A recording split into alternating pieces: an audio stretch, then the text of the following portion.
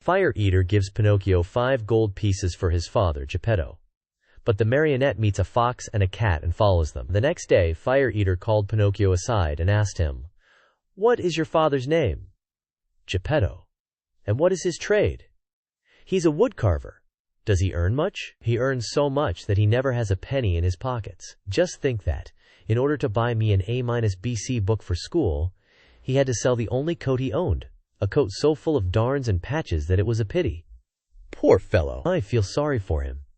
Here, take these 5 gold pieces. Go, give them to him with my kindest regards." Pinocchio, as may easily be imagined, thanked him 1,000 times. He kissed each marionette in turn, even the officers, and, beside himself with joy, set out on his homeward journey. He had gone barely half a mile when he met a lame fox and a blind cat, walking together like 2 good friends. The lame fox leaned on the cat, and the blind cat let the fox lead him along.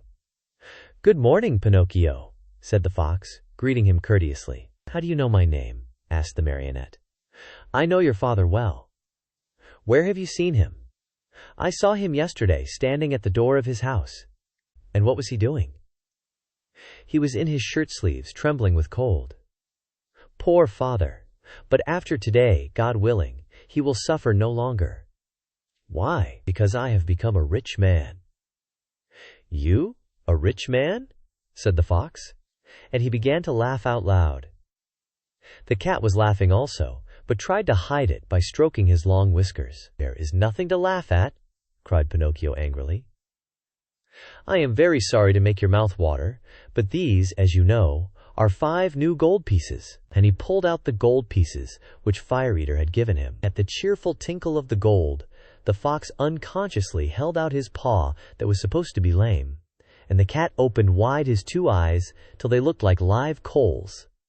But he closed them again so quickly that Pinocchio did not notice. "And may I ask," inquired the fox, "what you are going to do with all that money?" "First of all," answered the marionette, "I want to buy a fine new coat for my father, a coat of gold and silver with diamond buttons. After that, I'll buy an A-BC book for myself." "For yourself?" "For myself. I want to go to school and study hard." "Look at me," said the fox. "For the silly reason of wanting to study, I have lost a paw." "Look at me," said the cat. "For the same foolish reason, I have lost the sight of both eyes." At that moment, a blackbird, perched on the fence along the road, called out sharp and clear, "Pinocchio, do not listen to bad advice. If you do, you'll be sorry." Poor little blackbird! If he had only kept his words to himself. In the twinkling of an eyelid, the cat leaped on him and ate him, feathers and all. After eating the bird, he cleaned his whiskers, closed his eyes, and became blind once more. "Poor blackbird," said Pinocchio to the cat. "Why did you kill him?" "I killed him to teach him a lesson. He talks too much. Next time he will keep his words to himself." By this time the 3 companions had walked a long distance. Suddenly, the fox stopped in his tracks, and, turning to the marionette, said to him, "Do you want to double your gold pieces?" "What do you mean? Do you want 100, 1,000, 2,000 gold pieces for your miserable 5? "Yes, but how?"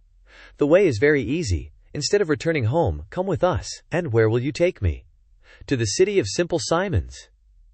Pinocchio thought a while and then said firmly, "No, I don't want to go. Home is near, and I'm going where father is waiting for me. How unhappy he must be that I have not yet returned. I have been a bad son, and the talking cricket was right when he said that a disobedient boy cannot be happy in this world.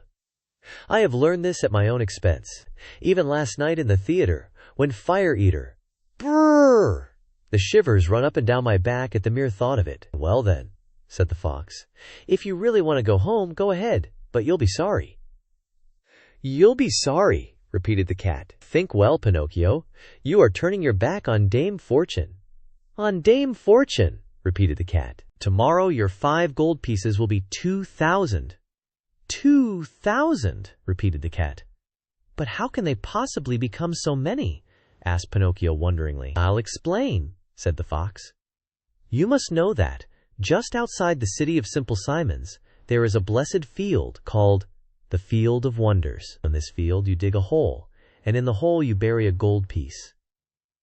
After covering up the hole with earth, you water it well, sprinkle a bit of salt on it, and go to bed. During the night, the gold piece sprouts, grows, blossoms, and next morning you find a beautiful tree that is loaded with gold pieces. So that if I were to bury my 5 gold pieces, cried Pinocchio with growing wonder, next morning I should find how many?